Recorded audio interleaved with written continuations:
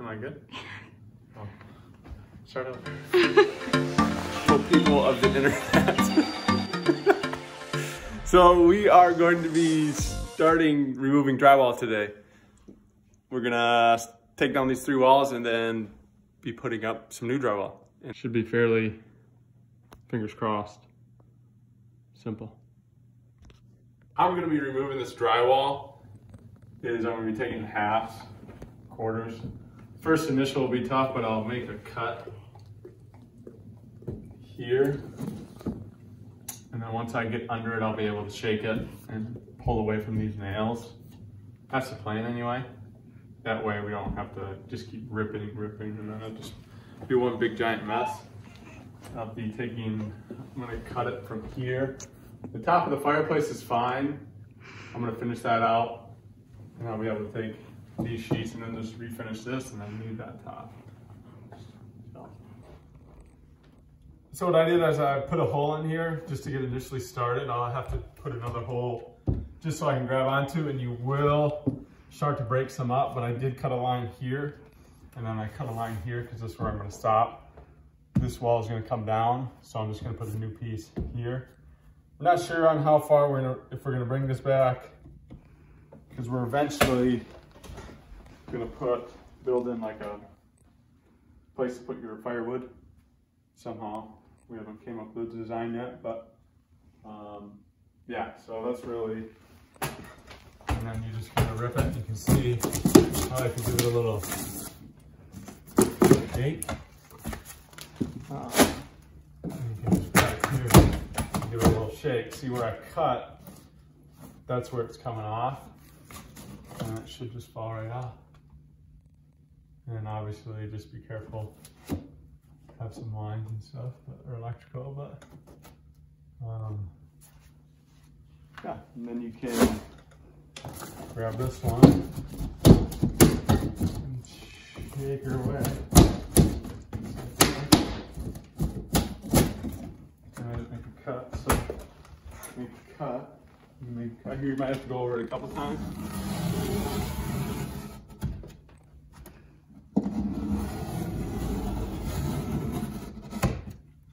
And I'm just cutting it and doing it this way because I don't want to make a mess. Now, if I didn't care, there's no carpet down or anything, of course I'll just try to rip it out, but I like doing it this way to be a little bit more cleaner. So, and then you just grab it here, and it should break off where you cut. So I left a little bit, but that's not a big deal. And then you can get bigger sheets like this.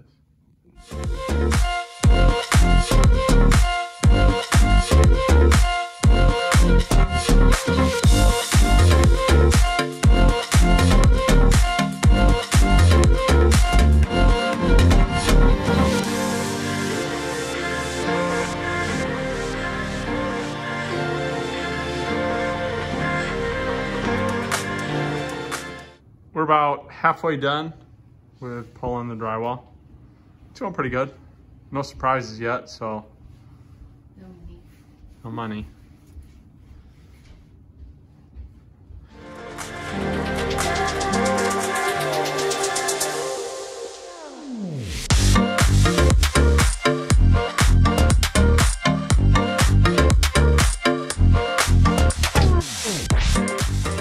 So to take the drywall off, the best way that I found is when you stick up your pry bar underneath, is you want to go towards the screw or the nail, whatever's there, and then give it a little shimmy.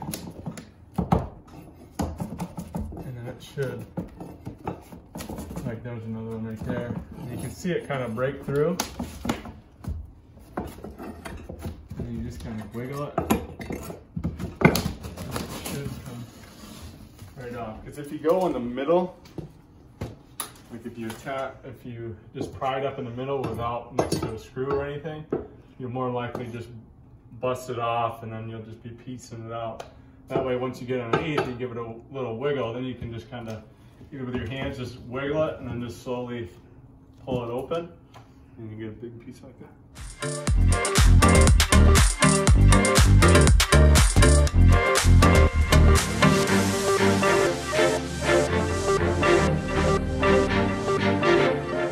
all done ripping down drywall.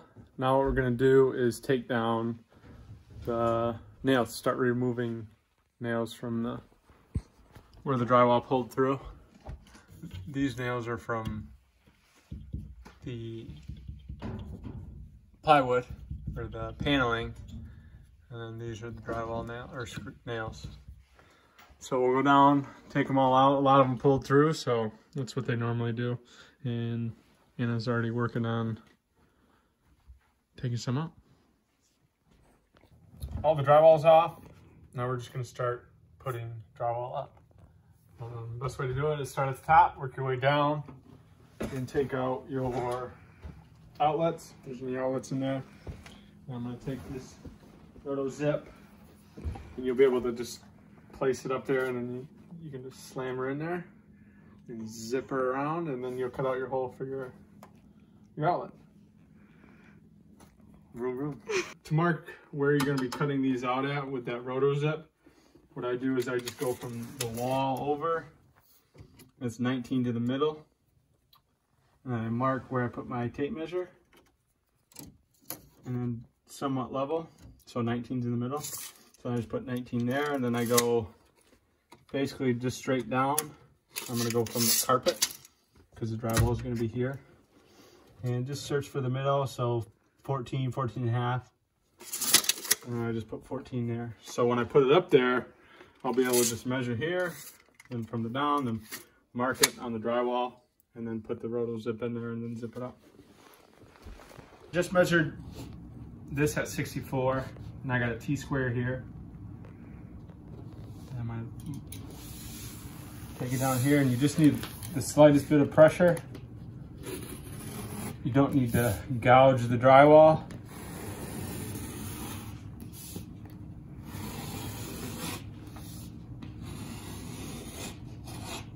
Just like that.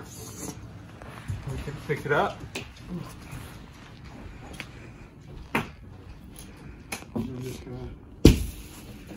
When I cut it from the back side, you can do the front side or the back side.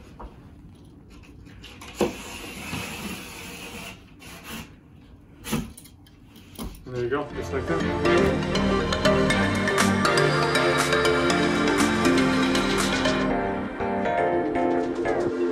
We'll go 14, 19, right there, somewhat level. And then we'll go 14 up.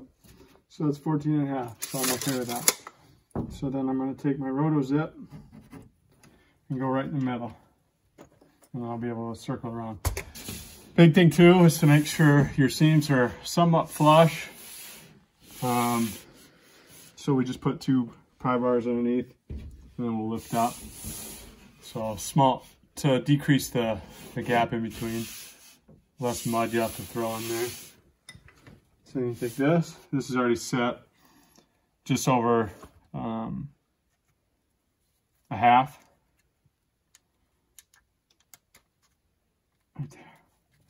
So then I'll be able to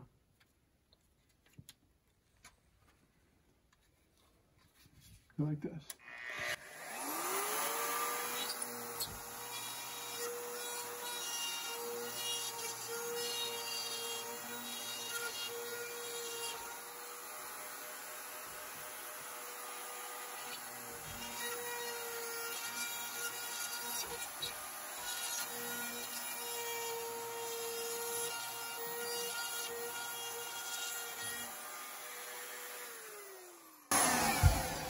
So now,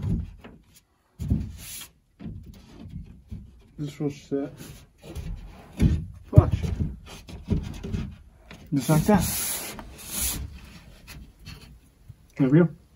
So I got this new Milwaukee drywall tool, and you can adjust the depth of your screw, how deep you want it, just by turning it. So I just gotta get used to it. Sometimes it wants to strip out, but a little too deep there, so I just added another one. But on to the next one.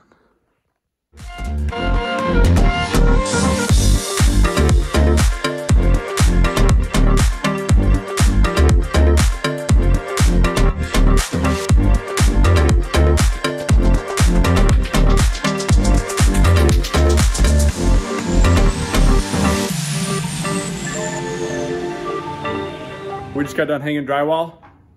It went pretty good. Just a lot of cutting around the outlets, and that was the longest part, but here it looks.